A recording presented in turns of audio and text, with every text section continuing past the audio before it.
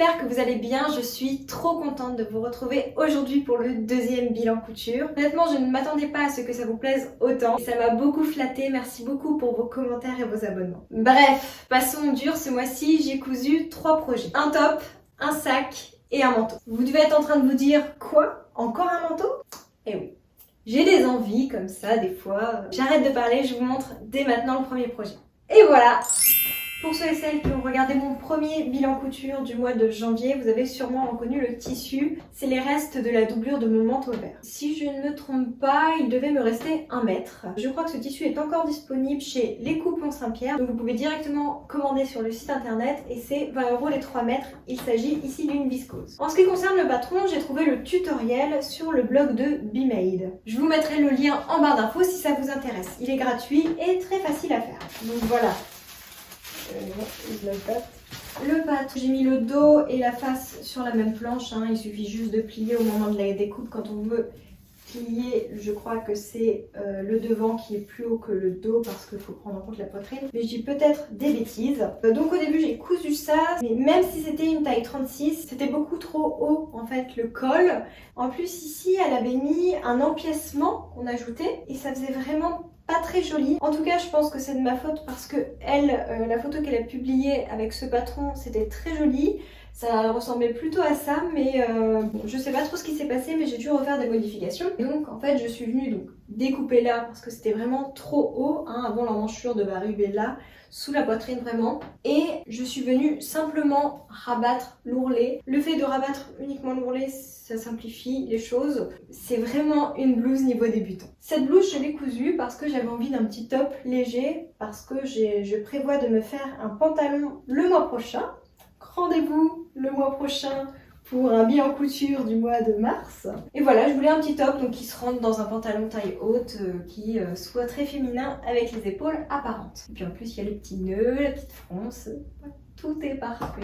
Au début, j'avais prévu de le faire avec mon tissu satiné rose, mais ça m'embêtait parce que j'avais vraiment trop de restes, donc je pouvais me faire une blouse à manches longues.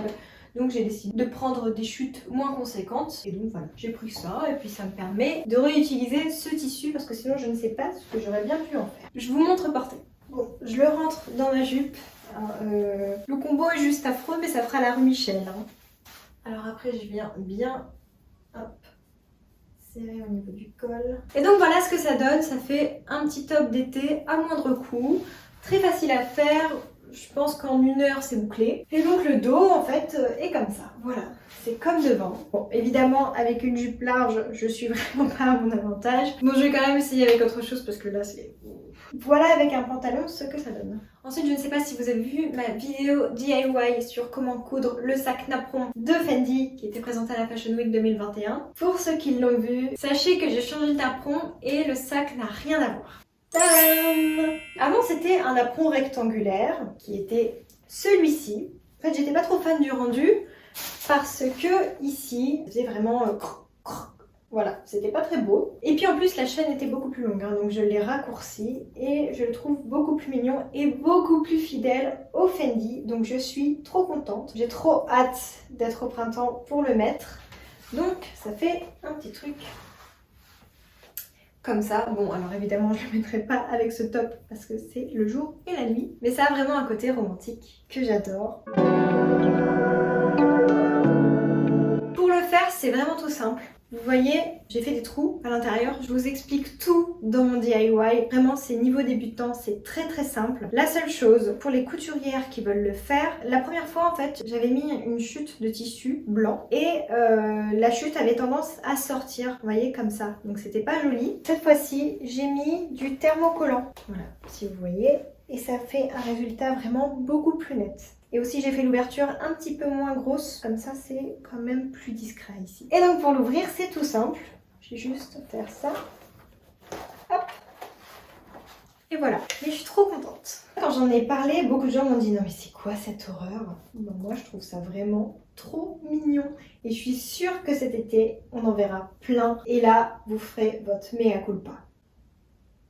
Bref, je pense vraiment le porter avec des teintes pastel ou même une couleur vive, mais si elle est unie, ça passe. Vraiment le look romantique, le look parisien. Je suis vraiment très fan. Et je suis aussi très fan du fait de l'avoir raccourci, car avant, il se portait en fait en bandoulière.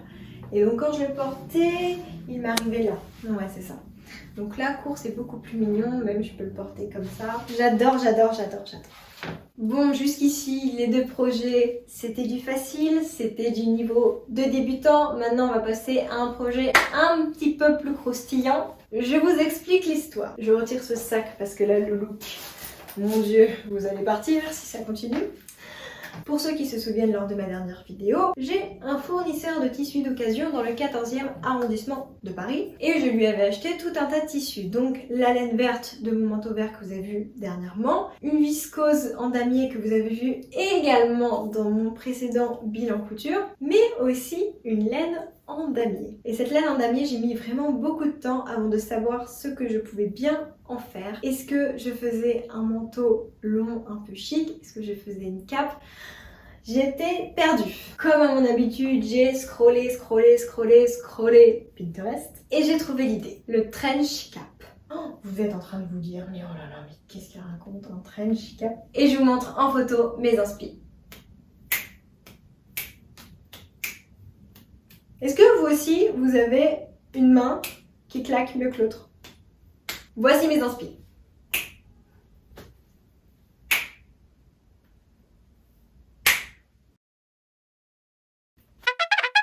Et voici désormais ce que j'en ai fait.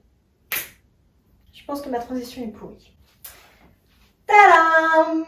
Je vous présente le trench cap. Alors le trench cap, parlons-en, que j'ai vraiment eu besoin de beaucoup réfléchir pour réussir à faire ce truc. Je rappelle quand même que j'ai appris la couture toute seule. Je n'ai jamais été dans une école de mode. Personne ne m'a appris la couture et encore moins le modélisme. Donc soyez un petit peu indulgents s'il vous plaît. Je sais que ce n'est pas parfait, mais ma foi, ça donne quand même quelque chose, non? Il y a du style quand même, non? Bon, je vous explique comment j'ai fait. Donc j'ai commencé à chercher un patron cap, donc avec les parmentures devant. Impossible d'en trouver qui faisait un style trench. J'ai vraiment passé des jours et des jours à trouver un patron. Et celui qui se rapprochait le plus, c'était celui-ci. Donc le Burda, c'est quoi la ref? Donc c'est le 120 Burda Style 12/2014. Donc c'était ce modèle-là. Je ne sais pas si vous voyez bien. Voilà. Premièrement, c'est coupé au milieu, donc comme ça. Il n'y avait pas les bas-volets ici. Il n'y avait pas la ceinture. Tout ce qu'il y avait, c'était la structure. Donc ça, le col.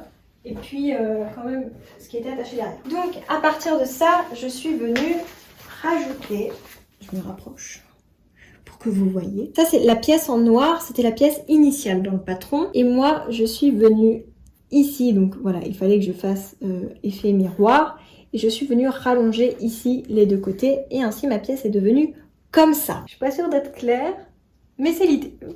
Et puis après, je suis venue rajouter juste ici le bas-volet. Voilà. Deuxième modification, la cape faisait initialement 77 cm de longueur. Et je crois que je suis venue l'étendre à 95. Ça se mesure dans le dos, ça. Hop. 91, 95 c'était avec les oreilles. Voilà, donc je suis venue la rallonger parce que je voulais vraiment l'effet manteau long. Bien sûr, je l'ai doublé avec une viscose blanche qui vient de chez les Coupons Saint-Pierre à 12 € les 3 mètres. Sincèrement, ma plus grosse difficulté a été de doubler la cape. Je ne sais vraiment pas ce que j'ai fait, mais je me suis retrouvée avec des pièces. Je me demande si j'ai pas inversé ou si le droit fil de la viscose c'est tellement instable que j'ai pas réussi à le travailler. La doublure n'est absolument pas parfaite, il y a des défauts partout, c'est pas joli. Mais bon, le plus important, c'est l'extérieur. Les boutons et la sangle, je ne sais pas si ça s'appelle une sangle, mais vous avez compris, viennent de chez AliExpress. Là encore, j'ai eu du mal à trouver de la mercerie de la couleur du manteau. J'ai attendu aussi, c'est ce qui a beaucoup retardé le projet, c'est l'arrivée de ces deux choses-là. Et ici, pour le côté trench, je suis venue mettre des attaches, mais je me demande si elles ne sont pas à l'envers. Voilà, mais je t'aime quand même. Ah oui, puis comme vous aimez bien les moments couture, je vous ai filmé quelques extraits de la réalisation de ce manteau. C'est parti. Oula olé olé. Oh là, qu'est-ce que je raconte? Moi je dis n'importe quoi. Voilà, du coup j'ai avancé ma cape. Le problème c'est que j'ai pas encore reçu mes épaulettes, j'ai pas encore reçu mes boutons et j'ai pas encore reçu la anse pour la ceinture qui est juste là. Donc c'est en stand-by et du coup je peux pas avancer la doublure parce qu'il faut que je mette la ceinture. Enfin bref, c'est une merde totale. Je ne suis pas sûre qu'il va pouvoir être dans le bilan de février.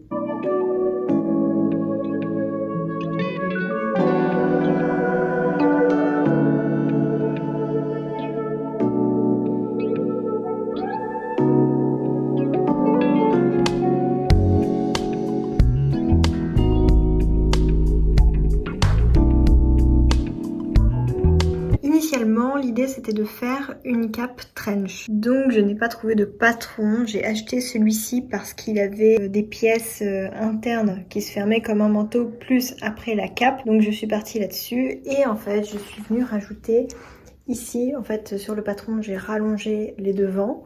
Donc les deux devants comme ça ils vont se croiser, après il y aura les boutons. Bon là il manque la doublure, hein, vous inquiétez pas. Après ce sera plus propre. Et en fait dans le trench aussi ce qu'il y a ce sont les bas volets. Vous savez les petits empiècements.